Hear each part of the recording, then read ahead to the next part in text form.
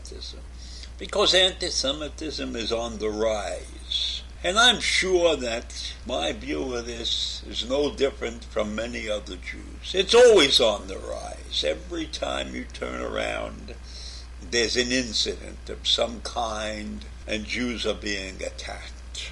So if we look at the recent events, and I'll go back to 2017, I'll consider that a recent event, the march in Charlottesville, where all of those right-wingers marched through the town of Charlottesville and proclaimed, the Jews will not replace us, the Jews will not replace us. Like the 14 million or so Jews in the world could replace anybody is almost impossible. The problem is that nobody can replace the Jews, and that probably bothers all of these people. But we have been discriminated against for centuries, and I'm not sure exactly when that started, considering that in the beginning, in 5,400 years or so ago, there weren't that many people around, so I don't know if the discrimination actually existed. But in recent times, it seems like there's an event every single day. And these events are not carried out secretly. We have major people, famous people, perpetrating these events. You have people like Kanye West and Kyrie Irving. These are celebrities, and they're anti-Semitic. And their remarks are blasted all over the public media. And they're chastised. They're really chastised. And they get suspended from their jobs.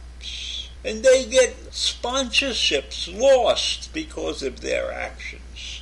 But does that stop this rampant anti-Semitism? No. There's no way it stops it. And maybe that's because we as human beings always have to feel that there is somebody beneath us. And for some reason, many feel that the Jews are beneath them. Or maybe they're above them, and that's what bothers these people also.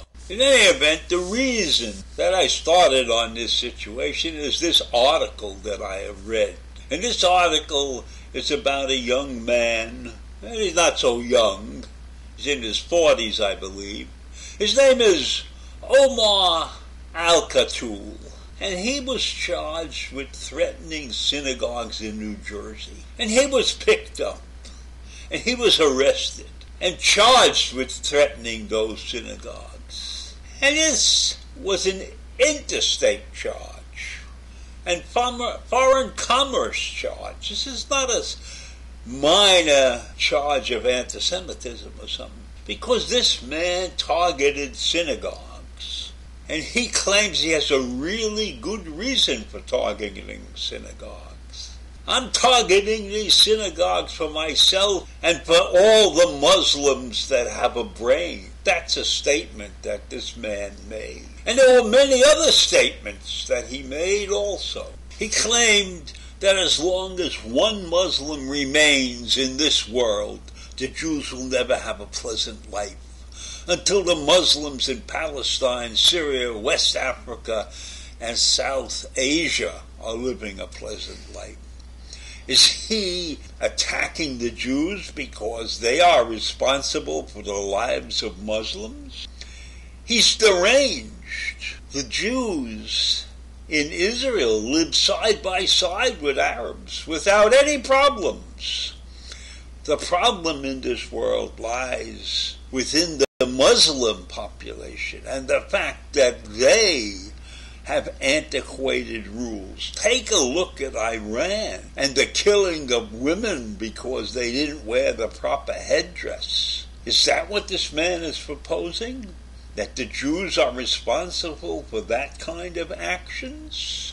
I think this man is off the wall, totally off the wall.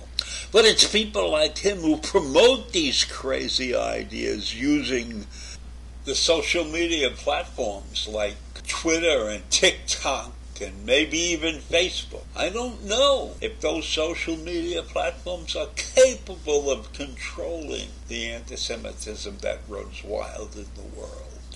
But that's the world we live in, and I'm not sure we'll be able to fix it in my generation. And Al-Qatar used the social media, and he put his manifesto out on the social media. And I don't know how many people saw that manifesto. But imagine an anti-Semitic manifesto claiming that all Jews should become Muslims before they are assimilated in a society. And he claimed that there were heroes and lions in the world, and they were named Osama bin Laden and al-Bakr and other villainous Muslim idols, in his mind. Muslim idols.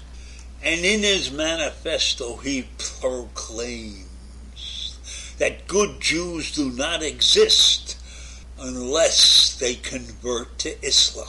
I hate Jews based upon their actions and their religion that justifies the actions that they do. Now, I don't know if he really knows what actions do in their religion, but I know many Jews, and I don't find any of their actions unacceptable. I stand by Jews, I stand by my Jewish faith. We are good people. We have done more for the world than almost any other race, religion, or creed, or color, whatever way you want to put us together. We're a tiny group, 14 million, less than 2% of the world population, and yet we have to deal with lunatics who have no idea about what a Jew does or what he doesn't do or what we go through in our lives. They have no idea for the education that we respect and the hard work that we do to get ahead. Because remember, in many places we are still not accepted. And I remember when I was a kid, there were jobs that I couldn't get because I was Jewish. Now all of that has passed to some degree. But there still is anti-Semitism in the world. And people like Mr. Al-Qatar are responsible for it.